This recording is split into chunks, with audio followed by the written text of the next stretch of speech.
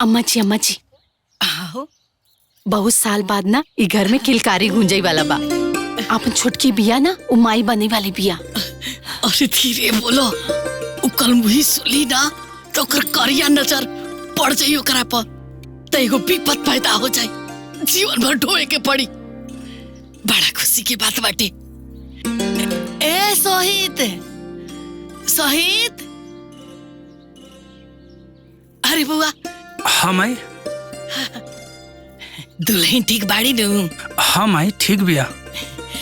हे बेटा, पता चलल बा मिर्चिया वाला बाबा के बारे में। उ कहता मिर्ची पढ़ के देवेला ना तब बेटा पैदा होकेला। ए बेटा, तू हमारा के ले चल बे उनका पास। माई तो फिर से शुरू हो गई ले। अरे चल हम करत ना, उ करे दे। हमरा से बेसी ज्ञान बतुरा, हमरा के सिखावता। अंडा सिखावे बच्चा के, बोल बच्चा चई चई। ए बेटा ले चलते हमरा के। ठीक बा। अरे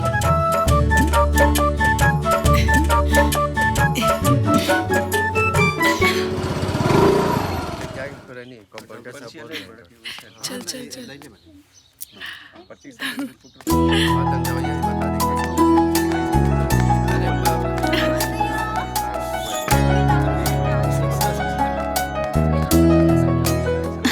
मम्मी मम्मी मम्मी हमने के दरोगा के परीक्षा पास कर लेने। मतलब तू लोग दरोगा बन गईलू? ना मम्मी, अभी आधा। ई आधा का होला? मम्मी अभी रिटेन पास कैले बानी, एकरा बाद फिजिकल पास करे के होई, और फिजिकल पास कैला के बाद दरोगा के नौकरी पक्का। और हमने के पुलिस ऑफिसर और रवा पुलिस ऑफिसर के माई के मम्मी। बिटिया, फिजिकल परीक्षा पास कईल इतना आसान नहीं थे, बड़ी मेहनत करे के पड़ेला। का आसान होला काका? हमने के फिजिकल पास करे खातिर जितना मेहनत करे के पड़ी हम करब, और अपने मम्मी के हर सपना पूरा करब सन।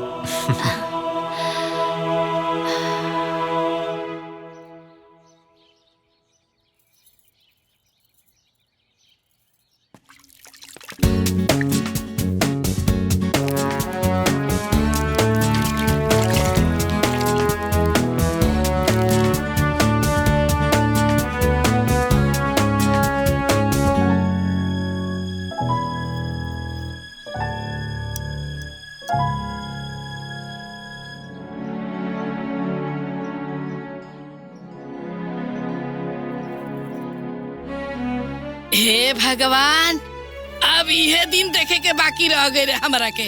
राम राम राम राम। मन बढ़ू माई के, मन बढ़ू बेटी, डुबा दलो खानदान के नाम। रिंकी पिंकी, दुश्मन के चेहरा पर कालिक पोते के बाद तू लोग आगे बढ़ा। हम तोहनी के साथे बानी। दौड़ा लोग।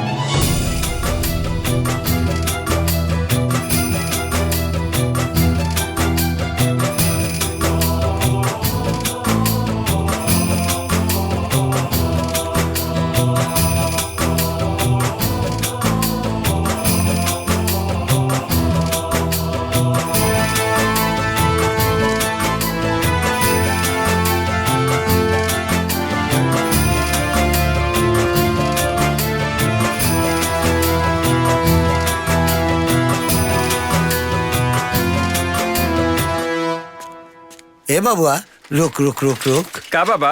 ए बबुआ, तू लो रोज रोज दौड़े लो, वो काहे बबुआ? वो दरोगा के भर्ती खातिर फिटनेस के तैयारी करता नहीं हमनी के। अच्छा अच्छा, ठीक बा। ठीक बा बाबा। खुश रहो, तैयारी कर, खुश रहो।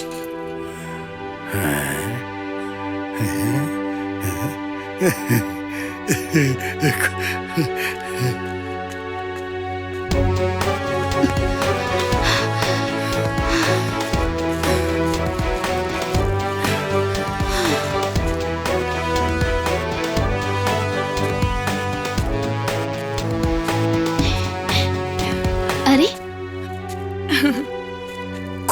खुश रहो बेटा, खूब खुश रहो। ए बेटी लो,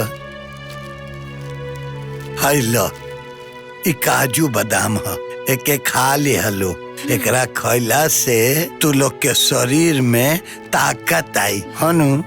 इहे देवे आयल रहनी बिटिया लो। दादाजी हाँ ये सब तो घरों दे सकत रही ना। अरे ना ना बेटी, घरे ना। तू अपना दादी के जाना तारू, ऊ तरह लोग से कितना जरेली। अगर हम ही घरे में देती तो वो इतना हंगामा करी कि का कहीं। और ऊपर से ये सब अकेला ही भकोस जाई। दादाजी हाँ बेटा, हमने के आशीर्वाद दी कि हमने परीक्षा में पास हुई सन।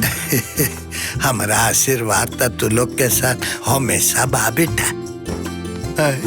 तू लोग खूब दौड़ो, खूब मेहनत कर, आ दरोगा बन के हमरा खानदान के नाम रोशन करो, और साथे साथ अपना माई के सपना पूरा करो। हाँ दादाजी। दादाजी खुश खुश खुश रहो हमार बच्चा, खूब खुश रहो, खूब खुश रहो।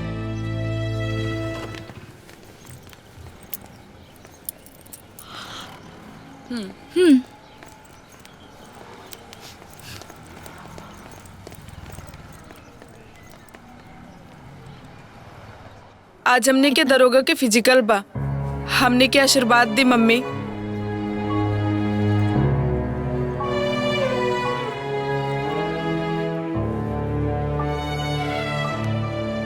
बेटी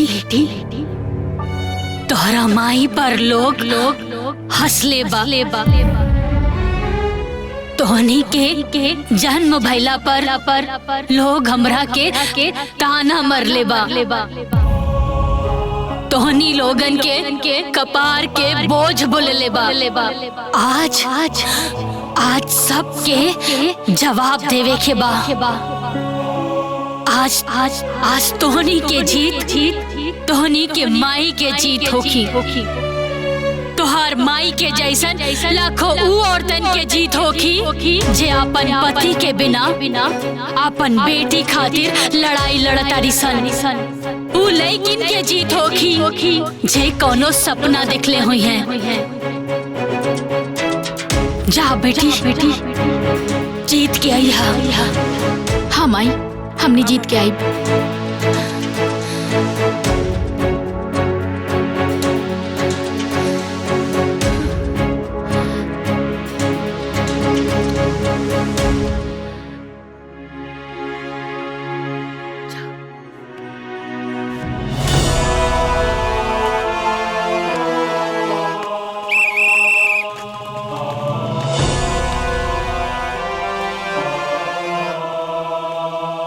बधाई हो, आप दोनों ने टॉप किया है। अब आप दोनों बन गई हैं वर्दी के हकदार और मिल गई है पुलिस सब इंस्पेक्टर की नौकरी। थैंक यू सर। जय हिंद।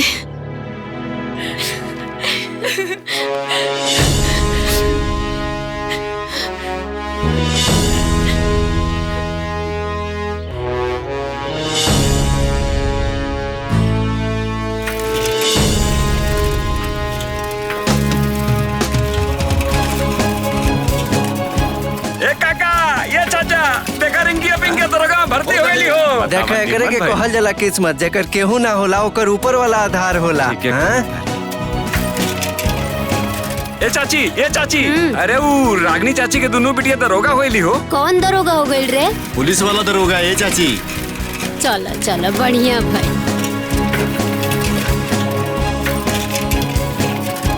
ए भैया लड़का लोग फेल, लड़की कुल पास। कौन लड़की रे? अरे पिंकी रिंकी दोनों दरोगा का परीक्षा पास कर गेली सर। भगवान भला करस।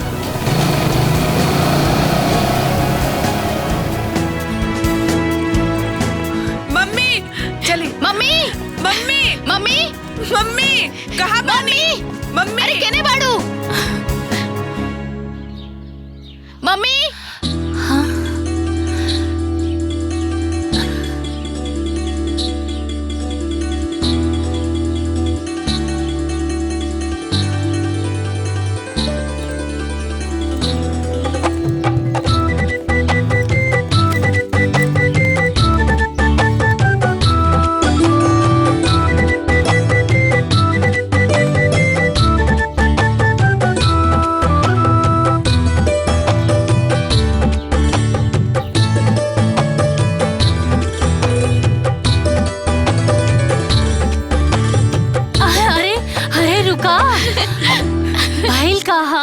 मम्मी हमनी के दरोगा में सिलेक्शन हो गई। अरे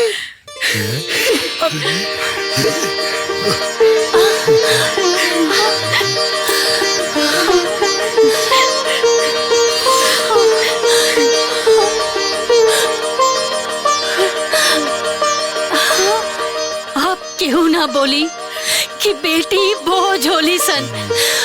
अरे हमार मेहनत, हमार तपस्या सब सफल हो गई। अरे हमार बेटी तब बेटा लोगन से भी आगे निकल गई, बेटा से भी आगे निकल गई।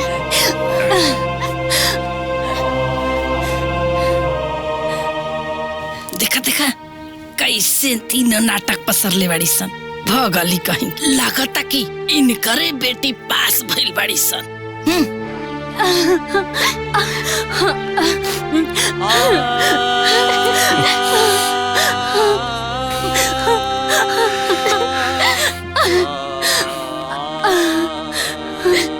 आई मम्मी।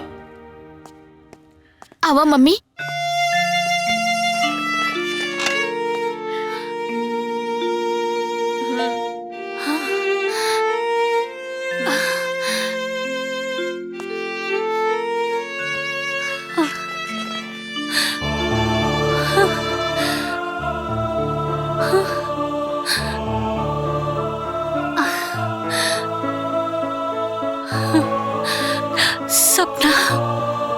सपना ता हर केहू देखेला, बाकी सपना ता किस्मत वाला के पूरा होखेला। और वो किस्मत वाला हम बानी। मिलिट्री जैसा परेड सलामी दे। वन फोटो प्लीज। स्माइल।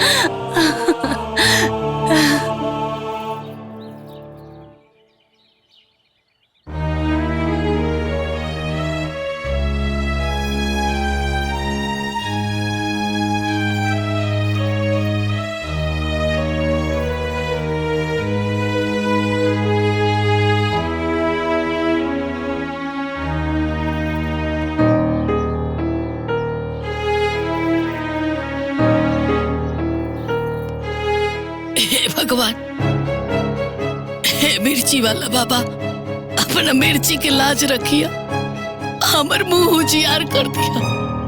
एक तो इतने साल के बाद बच्चा होके वाला बा, हमरा घर में बेटा दे दिया भगवान। जय भगवान।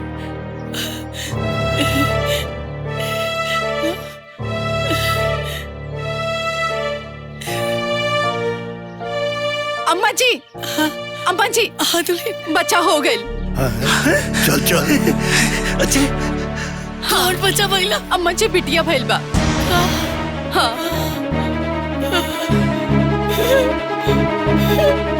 अरे बाप रे बाप, अरे हमारे खानदान के भागे खराब है दादा।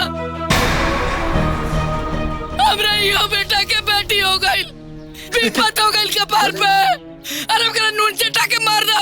अरे कुल के नाश हो गई ले दादा। बाबूजी हमारी बात सुन।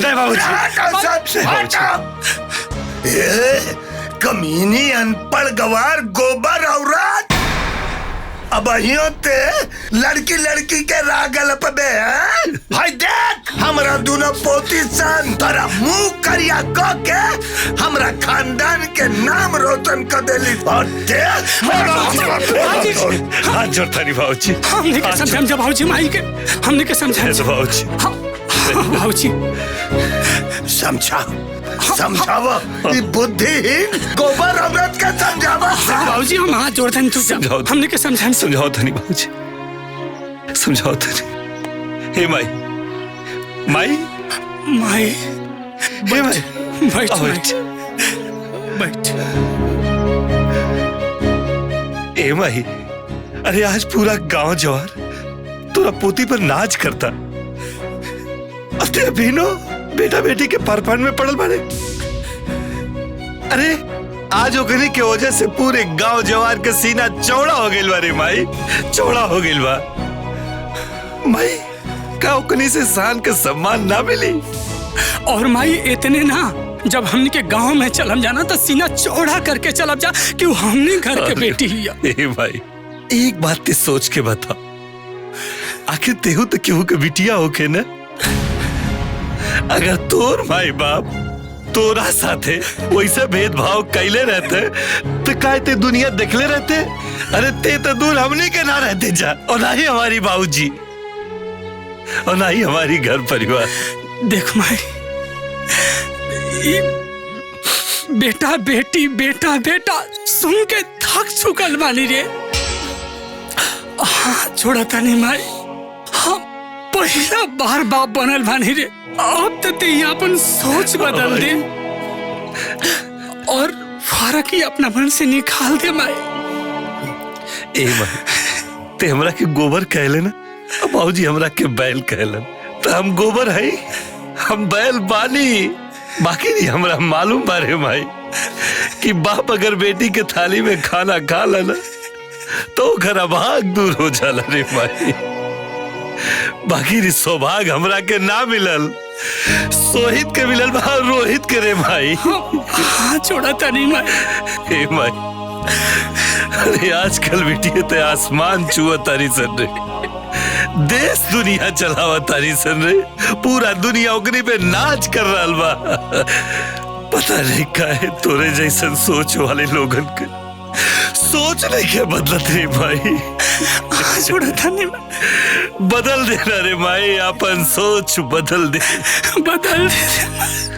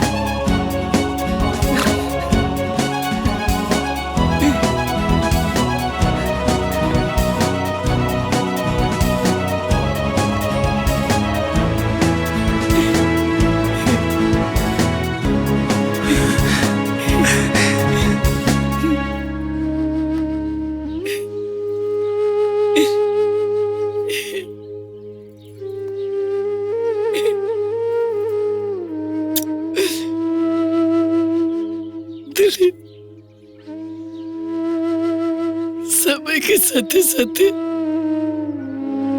इंसान के अब सोच बदलने के चाहिए, लेकिन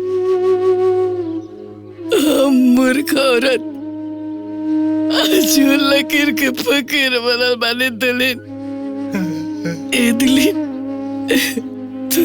तो हमारी सोच बदल दिलू। बेटी से बोझ रखे, बोझ तो बेटियन के खातिर ऐसा सोच रखे वाली हमरा जैसा औरत बड़ी सन। ए दिलीन, धन्य बड़ू तू, महान बड़ू तू, और हमार तीनों पति हमारा खानदान का मान सम्मान अभिमान बड़ी सन। हे भगवान, हमारा पोती सबके ना हमारे ऊपर दे दी।